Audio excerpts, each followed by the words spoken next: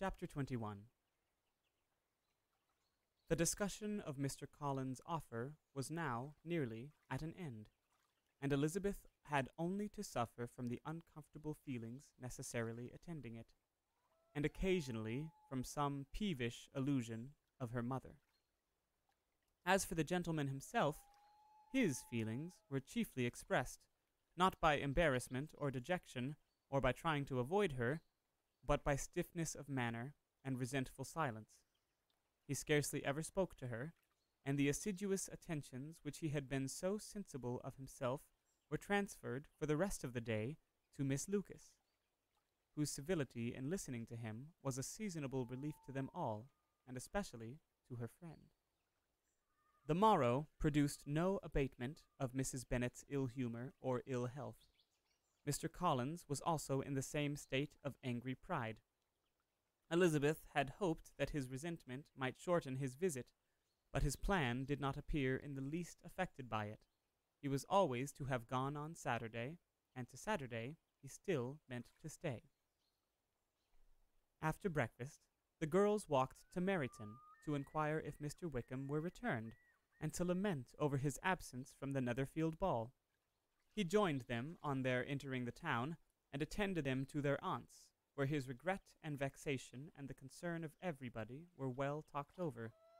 To Elizabeth, however, he voluntarily acknowledged that the necessity of his absence had been self-imposed.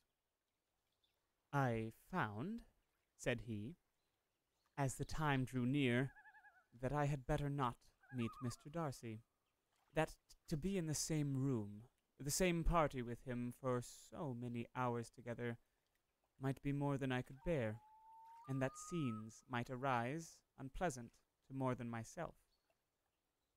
She highly approved his forbearance, and they had leisure for a full discussion of it, and for all the commendations which they civilly bestowed on each other, as Wickham and another officer walked back with them to Longbourn, and during the walk he particularly attended to her. His accompanying them was a double advantage. She felt all the compliment it offered to herself, and it was most acceptable as an occasion of introducing him to her father and mother. Soon after their return, a letter was delivered to Miss Bennet. It came from Netherfield, and was opened immediately.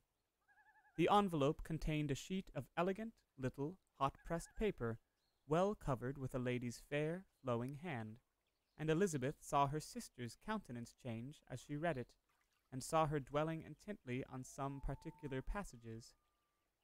Jane recollected herself soon, and, putting the letter away, tried to join, with her usual cheerfulness, in the general conversation, but Elizabeth felt an anxiety on the subject which drew off her attention even from Wickham, and no sooner had he and his companion taken leave than a glance from Jane invited her to follow her upstairs. When they had gained their own room, Jane, taking out her letter, said, "This is from Caroline Bingley. What it contains has surprised me a good deal. The whole party have left Netherfield by this time, and are on their way to town, and without any intention of coming back again. You shall hear what she says." She then read the first sentence aloud, which comprised the information of their having just resolved to follow their brother to town directly, and of their meaning to dine that day in Grosvenor Street, where Mr. Hurst had a house. The next was in these words: "I do not pretend to regret anything I shall leave in Hertfordshire, except your society, my dearest friend, but we will hope, at some future period, to enjoy many returns of that delightful intercourse we have known, and in the meanwhile may lessen the pain of separation by a very frequent and most unreserved correspondence. I depend on you for that." To these high-flown expressions Elizabeth listened with all the insensibility of distrust, and though the suddenness of their removal surprised her, she saw nothing in it really to lament. It was not to be supposed that their absence from Netherfield would prevent Mr. Bingley's being there, and as to the loss of their society, she was persuaded that Jane must soon cease to regard it in the enjoyment of his.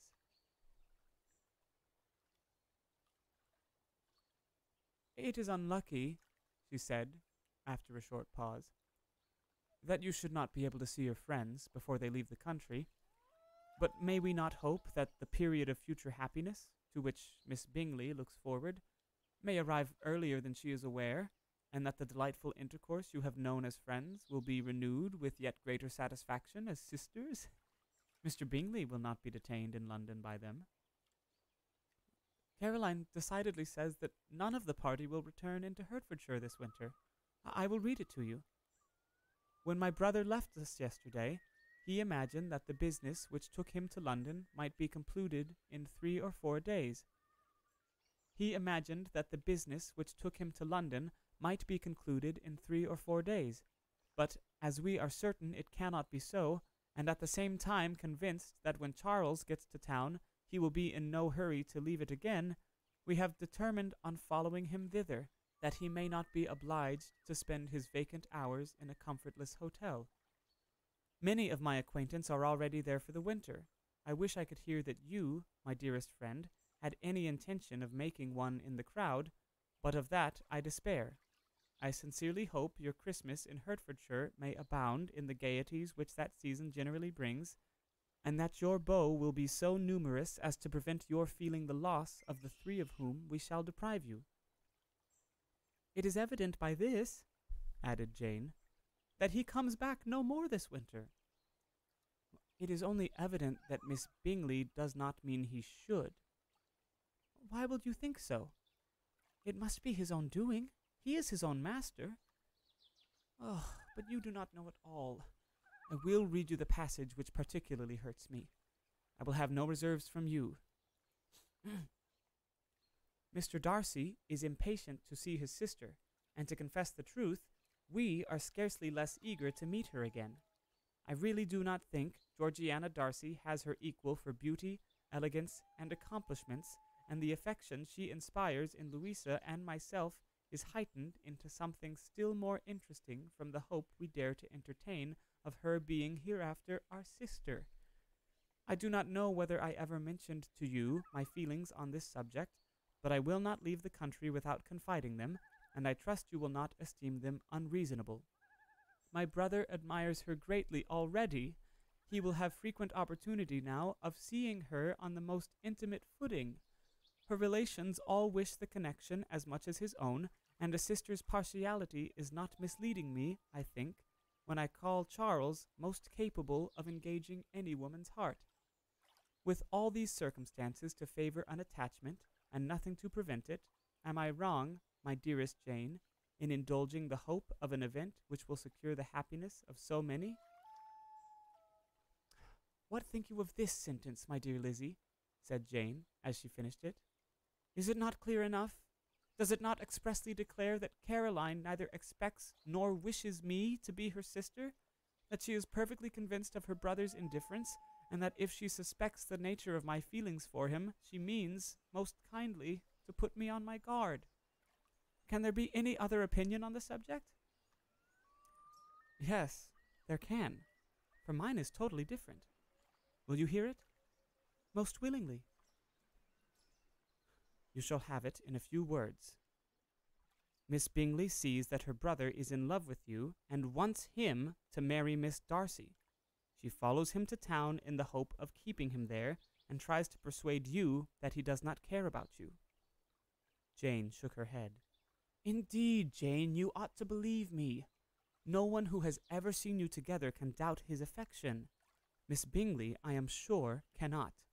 She is not such a simpleton. Could she have seen half as much love in Mr. Darcy for herself, she would have ordered her wedding clothes. But the case is this. We are not rich enough or grand enough for them, and she is the more anxious to get Miss Darcy for her brother, from the notion that when there has been one intermarriage, she may have less trouble in achieving a second, in which there is certainly some ingenuity, and I dare say it would succeed if Miss de Bourgh were out of the way. But, my dearest Jane, you cannot seriously imagine that, because Miss Bingley tells you her brother greatly admires Miss Darcy, he is in the smallest degree less sensible of your merit than when he took leave of you on Tuesday, or that it will be in her power to persuade him that, instead of being in love with you, he is very much in love with her friend." "If we thought alike of Miss Bingley," replied Jane, "your representation of all this might make me quite easy. But I know the foundation is unjust. Caroline is incapable of wilfully deceiving anyone, and all that I can hope in this case is that she is deceived herself." "That is right. You could not have started a more happy idea. Since you will not take comfort in mine, believe her to be deceived, by all means. You have now done your duty by her, and must fret no longer." "But, my dear sister, can I be happy, even supposing the best, in accepting a man whose sisters and friends are all wishing him to marry elsewhere?" "You must decide for yourself," said Elizabeth. "And if, upon mature deliberation, you find that the misery of disobliging his two sisters is more than equivalent to the happiness of being his wife, I advise you by all means to refuse him." "How can you talk so?" said Jane, faintly smiling. "You must know that, though I should be exceedingly grieved at their disapprobation, I could not hesitate." "I did not think you would, and that being the case, I cannot consider your situation with much compassion." "But if he returns no more this winter, my choice will never be required. 1,000 things may arise in 6 months."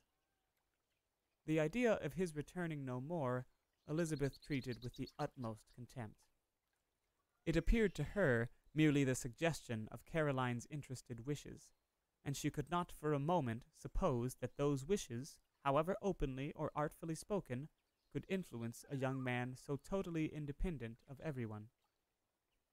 She represented to her sister, as forcibly as possible, what she felt on the subject, and had soon the pleasure of seeing its happy effect.